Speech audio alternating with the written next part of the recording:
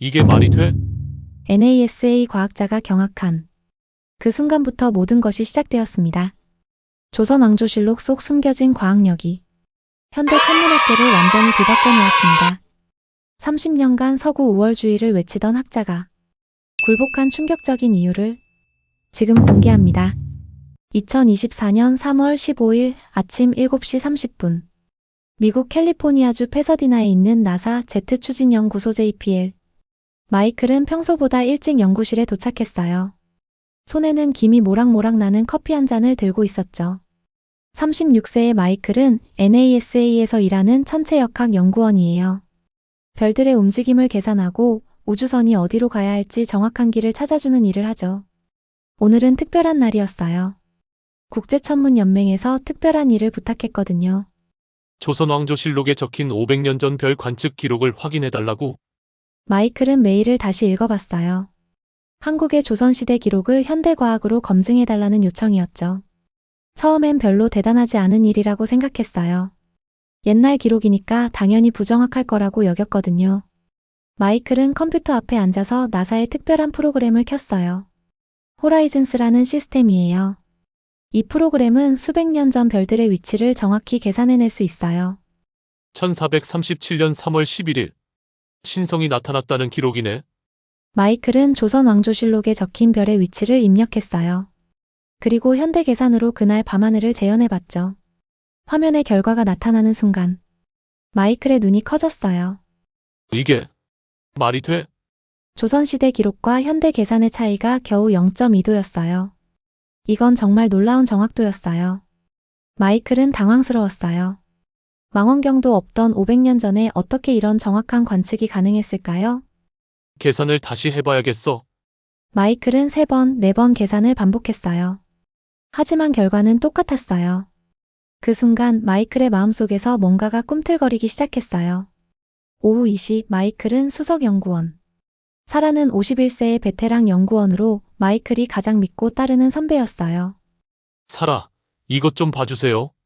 마이클은 떨리는 목소리로 자신의 발견을 설명했어요. 정말요? 0.2도 차이밖에 안 난다고요? 사라의 표정이 진지해졌어요. 그녀는 30년 넘게 천문학을 연구해온 베테랑이었거든요. 이런 일이 얼마나 놀라운 건지 바로 알 수 있었죠. 마이클, 이건 정말 대단한 발견일 수도 있어요. 그날 밤 마이클은 집에 돌아가서도 계속 생각에 잠겼어요. 아내 제니퍼가 걱정스럽게 물어봤어요. 여보, 무슨 일이야? 얼굴이 안 좋아 보여. 제니퍼는 34세로 고등학교에서 역사를 가르치는 선생님이에요. 마이클과는 5년 전에 결혼했죠. 오늘 정말 이상한 걸 발견했어. 마이클은 아내에게 하루 종일 있었던 일을 이야기했어요. 한국 사람들이 500년 전에 그렇게 정확하게 별을 관측했다고? 정말 놀라운데. 제니퍼의 눈이 반짝였어요. 역사 선생님답게 이런 이야기에 관심이 많았거든요. 그날 밤 마이클은 잠을 이룰 수 없었어요. 뭔가 큰 비밀을 발견한 것 같은 느낌이 들었거든요. 하지만 동시에 두려움도 있었어요. 과연 이게 진짜일까? 혹시 자신이 실수한 건 아닐까? 다음 날 아침 마이클은 더 큰 결심을 했어요. 이걸 끝까지 파봐야겠어. 마이클은 사라에게 제안했어요. 한국천문연구원과 함께 연구해보는 게 어떨까요? 사라는 고개를 끄덕였어요. 좋은 생각이에요. 2024년 4월 1일에 화상회의를 잡아볼게요. 그렇게 마이클의 놀라운 여행이 시작되었어요. 500년 전 조선의 천문학자들이 남긴 메시지를 찾는 여행이 말이에요. 마이클은 아직 몰랐어요. 이 발견이 전 세계 천문학계를 뒤흔들 거라는 걸, 그리고 자신의 인생도 완전히 바뀔 거라는 걸 말이에요. 2024년 4월 1일 오전 10시. 마이클은 긴장된 마음으로 화상회의 프로그램을 켰어요. 오늘은 한국천문연구원의 이준호 박사와 처음 만나는 날이었거든요. 화면에 나타난 준호는 52세의 온화한 인상을 가진 분이었어요. 회색 머리에 따뜻한 미소를 지으며 인사했죠. 안녕하세요, 톰슨 박사님. 만나서 반갑습니다. 저도 반갑습니다, 이 박사님. 마이클의 목소리에는 설렘과 긴장이 섞여 있었어요. 준호는 화면 너머로 두꺼운 책을 들어 보였어요. 이게 바로 실정산입니다. 1439년에 만들어진 조선의 천문 계산서예요. 마이클의 심장이 쿵쾅거렸어요. 500년도 넘은 책이 자신의 눈앞에 있다니. 정말 놀라워요. 그 시대에 이런 정밀한 계산서가 있었다니. 마이클은 감탄을 금할 수 없었어요. 다음 며칠 동안 마이클은 미친 듯이 분석에 매달렸어요. 먼저 세차 운동을 계산했어요. 지구는 팽이처럼 비틀거리면서 돌아요. 500년 동안 이 움직임 때문에 별들의 위치가 조금씩 바뀌었을 거예요. 23.44도. 맞아, 이 정도 변화가 있었겠네. 마이클은 몇 번이고 계산을 반복했어요. 그 다음은 대기굴절 현상이었어요. 별빛이 지구 대기를 통과하면서 조금 꺾이는 현상이죠.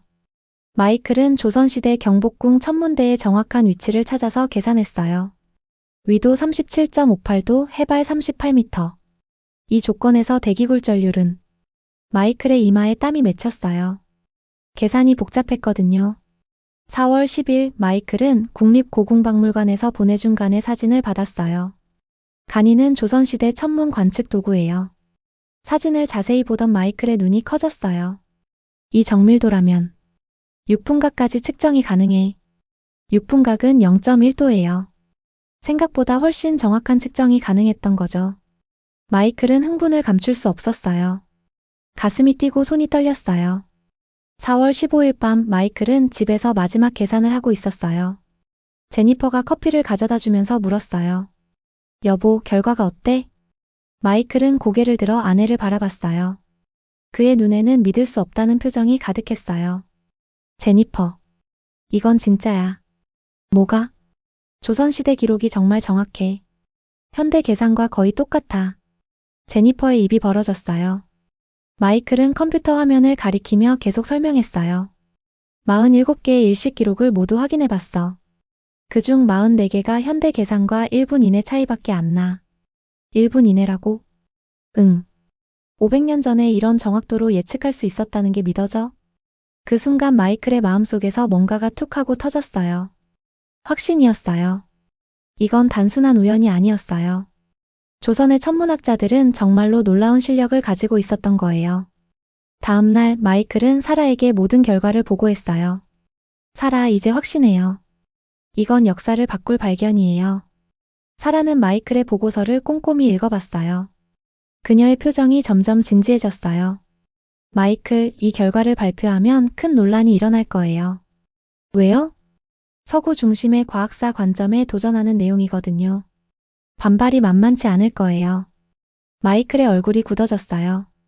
순간 마음이 움츠러들었죠. 하지만 곧 다시 단단해졌어요. 그래도 해야죠.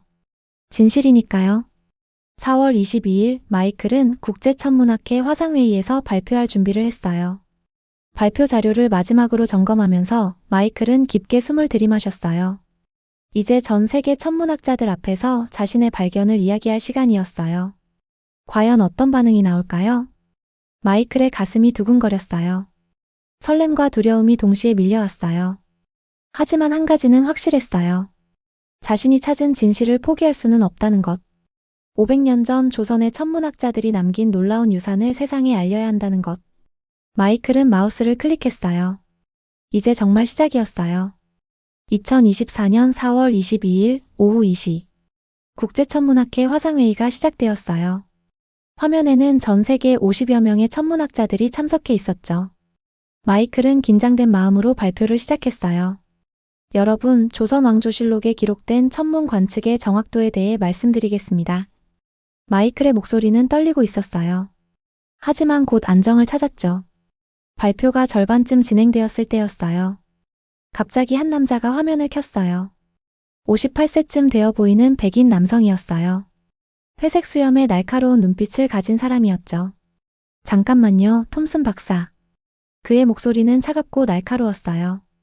저는 하버드 대학교의 리처드 휘트먼 교수입니다. 마이클의 심장이 쿵 떨어졌어요. 순간 온몸에 소름이 돋았죠. 리처드는 천문학계에서 매우 유명한 사람이었어요. 30년 동안 서구 천문학의 우월성을 주장해온 권위자였거든요. 자네 발표에 심각한 문제가 있네. 리처드의 눈빛이 더욱 차가워졌어요. 15세기 동양의 기술로는 절대 그런 정확도가 불가능해. 자네가 계산을 잘못한 것 같군. 마이클의 얼굴이 하얗게 질렸어요. 제 안에서 뭔가가 툭 하고 끊어지는 느낌이었어요. 회의실 분위기가 싸늘해졌어요. 다른 참석자들도 숨을 죽이고 있었죠. 하지만 마이클은 포기하지 않았어요. 교수님, 제가 단순한 좌표 비교만 한 게 아닙니다. 마이클은 떨리는 손으로 화면을 공유했어요. 첫째, 500년간의 세차 운동을 정확히 계산했습니다. 지구 축의 23.44도 변화를 모두 반영했어요. 리처드의 표정이 굳어졌어요. 둘째, 경복궁 천문대의 정확한 위치에서 대기굴 전류를 계산했습니다. 위도 37.58도, 해발 38m에서의 조건이에요. 마이클의 목소리가 점점 힘을 얻었어요. 셋째, 조선시대 간이의 분해능을 측정한 결과 6분각, 즉 0.1도까지 정확한 관측이 가능했습니다. 회의실이 조용해졌어요. 하지만 리처드는 쉽게 물러서지 않았어요. 그래도 믿을 수 없네. 서구 천문학사를 무시하는 발언이야. 마이클의 가슴 속에서 뜨거운 감정이 치솟았어요. 분노와 답답함이 동시에 밀려왔죠. 교수님, 저는 객관적인 데이터만 제시하고 있습니다. 객관적이라고? 동양에 대한 편견 때문에 판단력을 잃은 것 같군. 그 순간 마이클의 마음이 무너져 내렸어요. 30년간 쌓아온 권위 앞에서 자신은 너무 작게 느껴졌어요. 회의가 끝난 후 마이클은 의자에 푹 주저앉았어요. 손이 바들바들 떨렸어요. 식은땀이 등줄기를 타고 흘렀죠. 사라가 걱정스럽게 다가왔어요. 마이클, 괜찮아요? 사라. 제가 너무 성급했나요? 마이클의 목소리는 힘없이 떨렸어요. 아니에요. 당신이 옳아요. 휘트먼 교수는 기득권을 지키려는 거예요. 그날 밤 마이클은 집에서 제니퍼에게 하루 종일 있었던 일을 털어놨어요. 여보, 혹시 제가 틀렸을까요? 제니퍼는 남편이 손을 꼭 잡았어요. 당신이 얼마나 꼼꼼하게 연구했는지 제가 알아요. 자신을 믿어요. 하지만 마이클의 마음은 여전히 무거웠어요. 5월 3일 더 큰 충격이 기다리고 있었어요. 리처드가 천체물리학 리뷰에 반박 논문을 투고한 거예요. 제목은 동양 천문학 과대평가의 위험성이었어요. 마이클은 그 논문을 읽으며 분노로 온몸이 떨렸어요. 리처드는 논문에서 서구 천문학의 우월성을 강조하며 마이클의 연구를 비판했어요. 이건 너무해. 마이클은 컴퓨터 앞에서 주먹을 꽉 쥐었어요. 하지만 동시에 더 큰 결심도 섰어요. 절대 포기하지 않을 거야. 마이클은 준호에게 긴급히 연락했어요. 이 박사님, 더 강력한 증거가 필요해요. 알겠습니다. 실정산 원본을 공개하겠습니다. 준호의 목소리에도 단단한 결의가 느껴졌어요. 며칠 후 국립중앙도서관에서 놀라운 발표가 있었어요. 세종 21년에 만들어진 실정산 원본이 공개된 거예요. 마이클은 디지털 스캔 파일을 받아보며 눈을 크게 떴어요. 이건 구면 삼각법이야. 500년 전 조선의 천문학자들이 현대 수학과 똑같은 방법을 쓰고 있었던 거예요. 그것도 유럽이 코페르니쿠스 혁명을 일으키기 100년 전의 말이에요. 마이클의 가슴이 다시 뛰기 시작했어요. 이제 정말 결정적인 증거를 손에 넣은 거예요. 리처드 교수, 이번엔 뭐라고 할 건가요? 마이클은 다시 한번 싸울 준비를 했어요. 2024년 5월 15일 인천국제공항. 마이클과 제니퍼는 처음으로 한국 땅을 밟았어요. 설렘과 긴장이 뒤섞인 마음이었죠. 드디어 왔네요. 마이클은 깊게 숨을 들이마셨어요. 500년 전 조선 천문학자들이 살았던 그 땅에 자신이 서 있다는 게 믿어지지 않았어요. 공항에서 준호가 반갑게 맞아주었어요. 톰슨 박사님, 정말 오신 걸 환영해요. 준호의 얼굴에는 환한 미소가 가득했어요. 다음 날 경복궁을 방문했어요. 마이클은 옛 천문대 터에 서서 하늘을 올려다봤어요. 바로 이곳에서 500년 전 누군가가 같은 별을 보고 있었다고 생각하니 가슴이 벅찼어요. 여기서 간이를 사용해서 별을 관측했습니다. 준호가 옛 관측 기구를 설명해 주었어요. 마이클은 간이를 직접 만져보았어요. 놀라울 정도로 정교하게 만들어져 있었어요. 정말 놀라워요. 이 정밀도라면 충분히 가능했겠네요. 마이클의 목소리에 감탄이 묻어 있었어요. 국립중앙도서관에서 실정산 원본을 봤을 때는 더욱 충격적이었어요. 이게 정말 500년 전에 만들어진 거예요? 마이클은 믿을 수 없다는 표정으로 고개를 저었어요. 책 속에는 복잡한 수학 공식들이 빼곡히 적혀 있었어요. 현대 천문학에서 쓰는 구면 삼각법과 똑같은 방법이었죠. 유럽이 코페르니쿠스 혁명을 일으키기 100년 전 일이에요. 준호의 말에 마이클은 소름이 돋았어요. 한국에서 돌아온 마이클은 더욱 확신에 찼어요. 이제 세계 천문학계를 설득할 결정적 증거를 모았어요. 6월 1일 마이클은 유럽 남방천문대, 일본 국립천문대, 중국과학원에 공동 검증을 요청했어요. 혼자서는 믿어주지 않을 테니까 여러 나라가 함께 확인해야겠어요. 마이클의 전략이었어요. 6월 20일 첫 번째 응답이 왔어요. 유럽 남방천문대의 크라우스 밀러 박사였어요. 톰슨 박사님, 저희도 계산해봤는데 정말 놀라운 결과네요. 크라우스의 목소리에는 경이로움이 담겨 있었어요. 15세기 기록이 이렇게 정확할 줄 몰랐습니다. 마이클의 심장이 뛰기 시작했어요. 7월 5일 일본과 중국에서도 같은 결과가 나왔어요. 모든 계산이 마이클의 연구를 뒷받침했어요. 7월 15일 드디어 그날이 왔어요. 천체물리학 저널에 마이클의 논문이 실린 거예요. 제목은 망원경 이전의 정밀도 한국 천문 기록과 현대적 검증이었어요. 마이클은 떨리는 손으로 온라인 기사를 확인했어요. 나왔다. 제니퍼가 옆에서 남편의 어깨를 토닥여줬어요. 축하해요, 여보. 논문이 발표되자 전 세계에서 반응이 쏟아졌어요. BBC에서는 500년 전 한국 천문학의 놀라운 정확도라는 제목으로 보도했어요. CNN에서도 동서양 천문학 논쟁, 과학이 편견을 이기다라고 대서특필했어요. 가장 놀라운 건 논문 인용 횟수였어요. 발표 후 2주 만에 1847회나 인용되었어요. 천문학 논문으로는 이례적인 관심이었죠. 마이클은 매일 늘어나는 인용 횟수를 보며 가슴이 벅찼어요.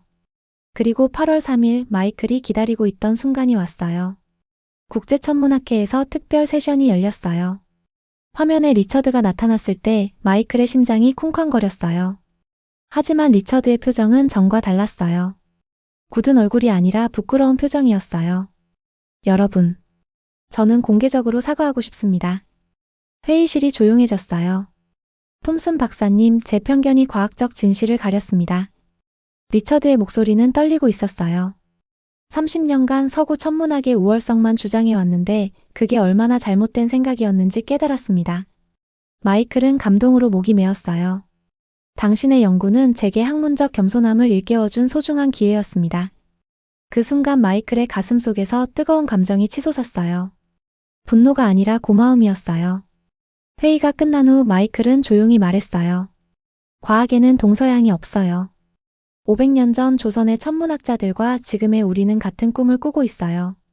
진실은 결국 밝혀지게 되어 있어요. 그날 밤 마이클은 제니퍼와 함께 조용한 시간을 가졌어요. 여보, 우리가 해낸 거예요. 응, 정말 자랑스러워. 마이클은 창밖의 별들을 바라봤어요. 500년 전 조선의 천문학자들도 같은 별을 보며 꿈을 꿨을 거예요. 그 꿈이 지금 이루어진 거예요. 2024년 12월 10일 나사 제트 추진연구소. 마이클은 특별한 문서에 서명을 하고 있었어요. 나사와 한국천문연구원의 공식 협력 계약서였죠. 드디어 이뤘네요. 마이클의 목소리에는 감동이 묻어 있었어요. 준호도 화상통화로 함께 참여하고 있었어요. 그의 눈에는 눈물이 글썽거렸어요. 500년 만에 우리 조상들의 업적이 세계에서 인정받는 순간이에요. 마이클은 가슴이 벅차올랐어요. 이 계약으로 동아시아 고천문 기록을 디지털로 보관하는 프로젝트가 시작되었어요. 전 세계 연구자들이 언제든 이 귀중한 자료들을 볼 수 있게 된 거죠. 그 후 몇 달 동안 놀라운 일들이 계속 일어났어요. 하버드 대학교에서 연락이 왔어요. 비서구 과학사 연구 프로그램을 새로 만든다는 소식이었죠. 옥스퍼드, 케임브리지, MIT에서도 비슷한 프로그램들이 생겼어요. 마이클의 연구가 전 세계 대학들을 변화시키고 있었어요. 여보, 이 모든 게 당신 덕분이에요. 제니퍼가 자랑스럽게 말했어요. 제니퍼는 이제 자신의 수업에서 마이클의 이야기를 학생들에게 들려주고 있었어요. 과학에는 국경이 없어요. 500년 전 한국의 천문학자들과 지금 우리는 같은 꿈을 꾸고 있거든요. 학생들은 제니퍼의 이야기에 푹 빠져서 들었어요. 2025년 3월 마이클은 다시 한국을 방문했어요. 이번에는 젊은 한국 천문학자들과의 교환 프로그램 때문이었어요. 서울대학교 강당에서 특별 강연을 했어요. 여러분의 조상들은 500년 전에 이미 우주의 비밀을 풀고 있었어요. 마이클의 말에 학생들의 눈이 반짝였어요. 강연이 끝난 후 한 학생이 다가왔어요. 교수님, 저도 천문학자가 되고 싶어요. 우리 조상들처럼 별을 연구하고 싶어요. 마이클의 가슴이 뜨거워졌어요. 제 안에서 뭔가가 따뜻하게 번져나갔어요. 그래요. 꼭 그러세요. 우주는 우리 모두의 것이니까요. 그날 저녁 마이클은 아버지 로버트의 묘지를 생각했어요. 한국 전쟁에 참전했던 아버지가 한국에서 본 그 사람들의 눈빛. 이제 마이클은 그 의미를 완전히 이해했어요. 아빠가 본 한국 사람들의 별을 향한 사랑을 이해하게 되었어요. 마이클은 마음속으로 아버지에게 말했어요. 6월에는 더 놀라운 소식이 있었어요. 중국 당나라와 일본 헤이안 시대의 천문 기록에서도 비슷한 정확도가 발견된 거예요. 마이클의 연구가 동아시아 전체의 과학사를 다시 쓰게 만들고 있었어요. 이제 시작이에요. 마이클은 사라에게 말했어요. 동아시아만이 아니라 전 세계의 고천문 기록을 다시 살펴봐야 해요. 사라도 고개를 끄덕였어요. 당신이 만든 변화가 정말 대단해요, 마이클. 9월 유네스코에서 특별한 발표가 있었어요. 조선 왕조실록의 천문 기록이 세계기록 유산으로 등재된 거예요. 마이클은 파리에서 열린 등재 세레모니에 참석했어요. 인류 과학사의 중요한 유산으로 영원히 보존되게 되었습니다.